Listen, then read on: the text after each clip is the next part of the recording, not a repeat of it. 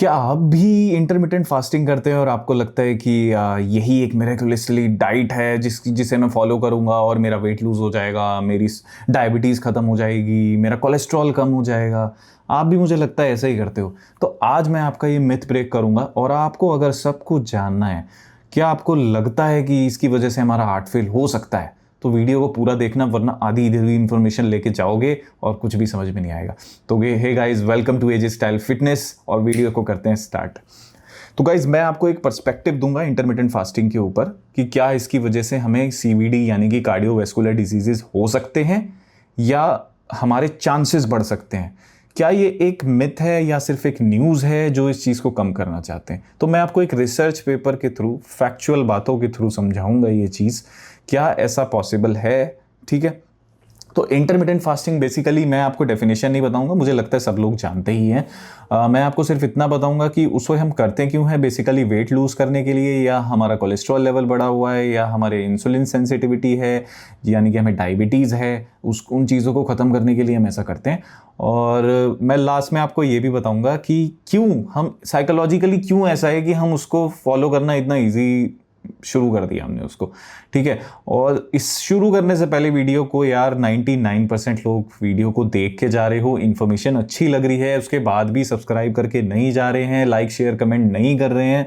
तो आपसे रिक्वेस्ट है गाइस, आप लाइक शेयर कमेंट सब्सक्राइब करोगे, मुझे बहुत सपोर्ट मिलेगा, मुझे बहुत मोटिवेशन मिलेगी और मैं ऐसे ही आपके लिए अच्छी अच्छी वीडियोज़ बनाता रहूँगा। तो गाइज, सबसे पहले बात करते हैं क्या क्या प्रोटोकॉल्स हैं जो स्टडी में इंक्लूड किए हुए हैं। Time restricting eating, alternate day fasting यानी कि एक दिन फास्टिंग और एक दिन हम खाना खाएंगे। तीसरी चीज़ 5:2 डाइट, जो इंटरमीडिएट फास्टिंग में यही सब कवर होता है कि हम 5 दिन खाते हैं और 2 दिन हम बहुत लो कैलोरी डाइट पे होते हैं। ठीक है, तो मैं आपको बताता हूँ कि several randomise clinical trials conduct हुए हैं जिनकी वजह से जो टीआरई यानी कि टाइम रिस्ट्रिक्टेड ईटिंग कर रहे थे या फिर ऑल्टरनेट डे फास्टिंग कर रहे थे, तो बेसिकली इंटरमीडिएट फास्टिंग कर रहे थे, उनमें क्या है, जो वेट है वो हमारी कन्वेंशनल जो डाइट हम लेते हैं, जो कैलोरी डेफिसिट डाइट जो लेते हैं, बेसिकली जिसमें हम न्यूट्रिशंस डाइट लेते हैं, हम कैलोरी कम लेते हैं।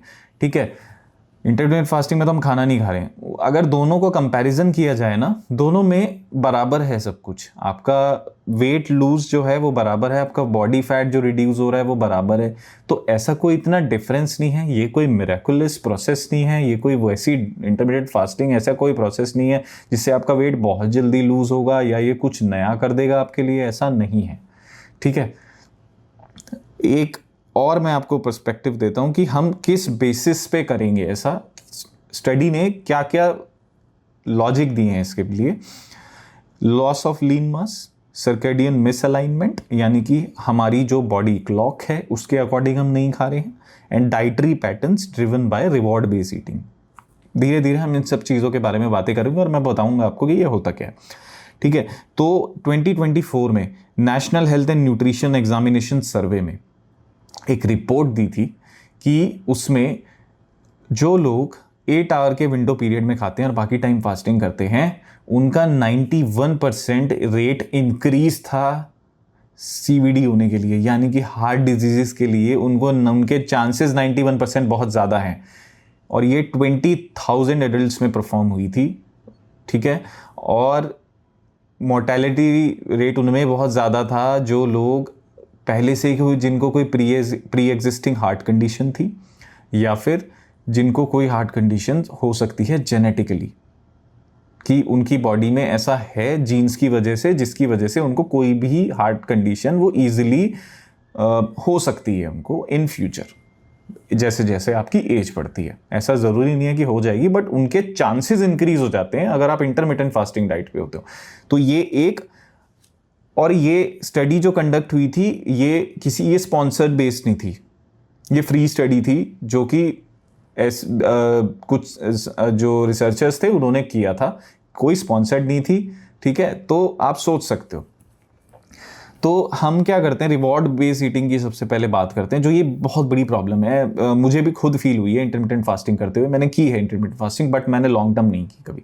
जब ये शुरुआत में बहुत वायरल हुआ था तो मैंने किया था, बट मुझे ये ठीक नहीं लगा था। मैं अपना भी आपको एक्सपीरियंस बताऊंगा जो, लेकिन इसके थ्रू मैं आपको बताता हूँ कि रिवॉर्ड बेस्ड ईटिंग क्या है। जब हम बहुत देर भूखे रहते हैं ना, फिर एकदम से जब हमारा विंडो आता है कि अब इस विंडो में हमें खाना है और हम पहली मील खाते हैं, तो हम भूख के चक्कर में और अपने आप को रिवॉर्ड, मतलब साइकोलॉजिकली हमें ऐसा लगता है कि हमें अच्छा खाना चाहिए, क्योंकि हमें अपने डोपामिन को रिलीज होगा, हमें सेटिस्फाई करना है, तो हम उसके चक्कर में हाई कैलोरी डाइट खा लेंगे, कुछ अनहेल्दी खा लेंगे, या फिर हम इतना कम खाएंगे कि हमारा न्यूट्रिशन ही खत्म हो जाएगा। हम सोचेंगे कि और वेट लूज हो जाएगा अगर मैं और कम कैलोरी खाता हूँ। एक तो मैं वैसे ही इतना कम न्यूट्रिशन खा रहा हूँ, मैं इतने अपने आप को इतने लंबे पीरियड के लिए मैंने फास्टिंग की हुई है, उसके बाद मैं डाइट में आके या तो अनहेल्दी खा लूँ या बहुत ही कम खा लूँ, तो मेरे अंदर या तो न्यूट्रिशन कम हो जाएगा या तो मैं अनहेल्दी खा के अपने कोलेस्ट्रॉल के लेवल और अपना वेट इंक्रीज ही कर लूँगा, या मुझे डायबिटीज़ और बढ़ जाएगी, जिसके कारण मेरे को कोई भी हेल्थ हार्ट डिजीज़ हो सकते हैं। ठीक है, तो ये थी रिवॉर्ड बेस्ड ईटिंग, जो साइकोलॉजिकली है, हम ऐसा कर लेते हैं और ये बहुत बेसिकली होता है। और दूसरी एक प्रॉब्लम है कि आपको ना एसिड की प्रॉब्लम, गैस की प्रॉब्लम बहुत हो जाती है। अगर किन लोगों को ये प्रॉब्लम है ना और वो ज़्यादा देर भूखे रहते हैं, अल्सर होने के चांसेस बढ़ जाते हैं। ये मैंने खुद देखा है, एसिडिटी की प्रॉब्लम बहुत ज़्यादा इंक्रीज हो जाती है अगर कोई भी किसी को ये प्रॉब्लम बहुत नॉर्मली होती है। ठीक है, दूसरी चीज़ हो गई हमारी लॉस ऑफ लीन मास। तो ये 12 वीक्स का एक स्टडी हुई थी कंडक्ट, उसमें टीआरई वाली विंडो में, जैसे 8 आवर वाली विंडो है, उसमें इंटरमीडिएंट फास्टिंग कुछ लोगों को कराई, कुछ लोगों को नॉर्मल कन्वेंशनल आपकी कैलोरी डेफिसिट वाली डाइट। तो जिन लोगों को इंटरमीडिएंट फास्टिंग की थी, उन लोगों का जो लीन मास है, यानी कि जो मसल मास है, यानी कि जो प्रोटीन खा के आप मसल बिल्ड करते हो, वो बहुत लूज हो रहा था, बहुत ज़्यादा। लीन मास जो फैट नहीं होता, जिसमें आपकी मसल जो होती है प्रॉपर प्योर मसल, वो लूज ज़्यादा हो रही थी इंटरमिटेंट फास्टिंग वाले ग्रुप में, और कैलोरी डेफिसिट वाले में, जो नॉर्मल डाइट है, जो नॉर्मल कन्वेंशनल डाइट फॉलो कर रहा था, उसमें कम थी। उसमें लीन मास आपका प्रिजर्व था। आप सोचो, ये सब स्टडीज़ हैं, ये मैं अपने आप से नहीं बोल रहा। अगर आपको विश्वास नहीं है, मैं आपको लिंक दे दूंगा, आपको पता लग जाएगा। ठीक है, बात करते हैं अब कि भाई बहुत लोग, मैंने ऑफिस में भी देखा है, या मैं जिन लोगों से मिलता हूँ उनसे भी मैंने देखा है, उन्होंने बात करते हैं, वो अपना ब्रेकफास्ट स्किप करते हैं क्योंकि वो उनकी विंडो में नहीं आता, क्योंकि वो नाइट को खा रहे हैं, फिर उसके बाद वो सीधा आफ्टरनून में सीधा लंच लेते हैं। उन्हें लगता है कि इतने पीरियड कर रहे हैं तो फैट बहुत जल्दी वेट लूज हो जाएगा मेरा। बट एक प्रॉब्लम है, breakfast is the most important meal of your day. वो किंग साइज होना चाहिए ब्रेकफास्ट, क्योंकि वो आपका पूरा दिन डिफाइन करेगा। आपके हार्मोन्स लेवल कैसे हैं हमें नहीं पता, हमें ये चीज़ें पता ही नहीं है, हमें किस टाइम खाना चाहिए, हमारी बॉडी किस टाइम खाना मांगती है। पूरे रात आपने उसे भूखा रखा है, अगर आप उसे तब भी खाना नहीं दोगे, आपके जो ग्लूकोज का प्रिजर्व है वो तो वैसे ही जा चुका है, उसके बाद आप उसे और कुछ नहीं दे रहे हो, तो आप अंडर न्यूट्रिशन होते जा रहे हो। आपको एनर्जी कहाँ से मिलेगी? एनर्जी खाने से मिलती है। एक्सरसाइज करोगे, एनर्जी कहाँ से मिलेगी? वो खाने से मिलेगी। लोग कहते हैं कि फैट कट होगा, वहाँ से एनर्जी मिलेगी। इस तरीके से अगर बॉडी वर्क नहीं करती है, आपका वेट लूज होगा शॉर्ट पीरियड ऑफ टाइम के लिए, बट आप उस लेवल पे अपना मसल मास बिल्ड नहीं कर पाओगे, क्योंकि जब फैट नहीं बचेगा तो आपका प्रोटीन भी ब्रेक होगा, बॉडी उसको भी यूटिलाइज करेगी। ऐसा नहीं है कि वो सिर्फ और सिर्फ फैट को यूज करेगी, वो प्रोटीन को भी यूज करेगी। आपकी मसल मास लॉस होगा, इसीलिए उस स्टडी में आपका इतना मसल मास लॉस हो रहा है। ठीक है, और ऐसा क्यों है? स्टडी जो हुई है उसमें सीवीडी के चांसेस ज़्यादा बड़े हैं। जो लोगों ने अपना ब्रेकफास्ट स्किप किया है उन लोगों को चांसेस ज़्यादा हैं, उनके रेट बहुत ज़्यादा हाई हैं। क्योंकि, और ये स्टडी 1 लाख एडल्ट्स में हुई थी। जो भी ब्रेकफास्ट 8 बजे के बाद वो जितना ज़्यादा डिले करते जा रहे थे, उतने चांसेस बढ़ते जा रहे थे। तो इट्स माय रिक्वेस्ट, मैंने पिछली वीडियोस में भी दिखाया है, ब्रेकफास्ट स्किप नहीं करना है। कुछ भी हो, ब्रेकफास्ट बहुत इंपॉर्टेंट मील है डे की। न्यूट्रिशियस ब्रेकफास्ट होना चाहिए। मैं जब भी डाइट की बात करूँगा वो हमेशा न्यूट्रिशियस होगी, वो अनहेल्दी कुछ भी नहीं खाना। ठीक है, जो मैं हार्मोन की बात कर रहा था, तो कॉर्टिसोल एक हार्मोन है, एड्रिनल ग्लैंड से हमारे रिलीज होता है। उसका काम क्या है? वो हमारे ब्लड प्रेशर को कंट्रोल करता है। ठीक है, हमारे मसल मास जो आपका ब्रेक हो रहा है उसे ब्रेक करता है वो। तो इसीलिए वो फीमेल्स में स्टडी हुई थी ये वाली, कि फीमेल्स में ब्रेकफास्ट स्किप किया था तो उसमें कॉर्टिसोल का जो लेवल था वो थ्रू आउट द डे बहुत ज़्यादा था, जिसकी वजह से उनको हाइपरटेंशन हो गई। ठीक है, और उनका मसल मास बहुत लॉस हो गया। तो यही रीज़न है। तो आपका हार्मोनल इम्बैलेंस भी होता है अगर आप अपना ब्रेकफास्ट स्किप करते हो, और ये सब जाके आपकी कार्डियोवैस्कुलर हेल्थ को करता है खराब। ठीक है, समझ में आया?